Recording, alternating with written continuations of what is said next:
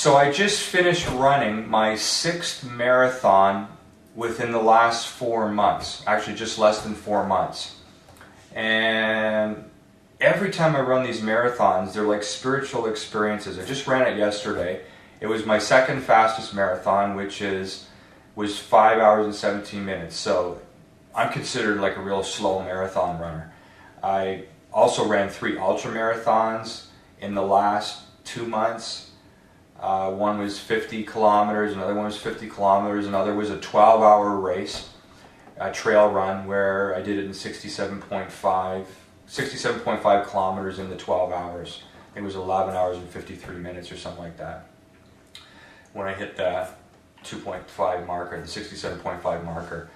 And every time I run marathons, it's like a spiritual experience for me. I mean, I just... There's something about pushing your body way beyond what is reasonable that, I don't know, you just get connected to yourself, your truth, your greatness, to God. I mean, it's just so amazing. And I want to share with you, what did I get out of this particular marathon? It was one thing, actually. One thing, one message kept coming to me throughout the entire marathon. Sometimes I get a flurry of thoughts that come to me. It's just like, and this time it was just one, and the message was, it's easier to step forward than it is to start over. And so what do I mean by that? Yeah, what's that mean?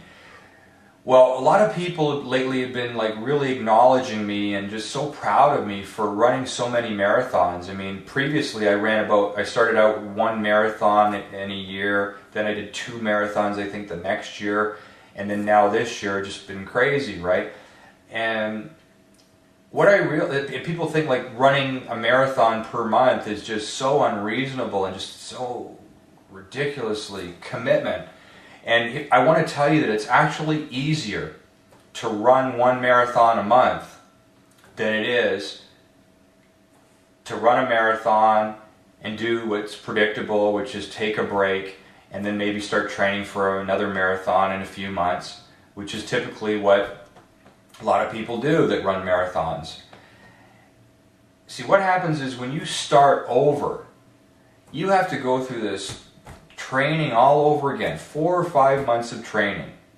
You know, Wednesdays it would be hill training or speed training. Thursdays it would be speed training, like kind of fast running. And then Sundays would be long runs, and the runs keep increasing. It's like this intense program to finally get your body to that place where it can run a marathon. It takes about 4 or 5 months. So, I mean, just so much time, and it hurts. It's painful, you know, to continually grow and to continually do more and all that. And it's quite a commitment. And so what I do now is I look at it like my last marathon, like the marathon I just ran, is the training for my next marathon. So I'm on a taper right now. That's usually what you do. That's what we did in our training for marathons. You run up to these high distances. The highest would be about 35 kilometers. And once you get up to that distance, 2 weeks before your marathon, you do this taper program where you drastically decrease how much running you're doing to an insanely ridiculous amount, to the point where you're thinking, you know, this is so little, maybe I won't be ready to run, which is not the truth. Your body needs to repair, it needs to, from that intense training, it needs to relax now, and then, you know, then you're ready in a couple weeks. So I look at it like this. I'm on a 2-week taper. I'll do very, very little running, might not even do anything for a week or two. And then the next 2 weeks, I'll do very little as well. I mean, just might do a couple K here, a couple K there, you know, just really practically nothing. But I know my body is prepared for the marathon because it just ran one 30 days ago. So it's still capable of running one. And that's what I did to run this one. only, actually, it's not quite like that. I just finished running 67.5 kilometers about 2 to 3 weeks ago, and then I basically did nothing and then just ran another one. So I find it's easier to step forward. In other words, to continue the habit of running marathons, albeit maybe approximately once a month, much easier to do that than it is to stop and have to do the training all over again. So maybe you don't run marathons, but maybe there's some area of your life where you've got this habit that you could be developing, but you start it and then you stop it, and then when you stop it, it's so hard to get going. Maybe it's cold calling, maybe it's cleaning, I don't know, cleaning your room, I don't know, I'm just making crap up, but you know, there's something in your life maybe that you've been doing it, and then you stop doing it, and then when you stop doing it, it was hard to get going again. Let me give you an example, like for myself right now, cold calling.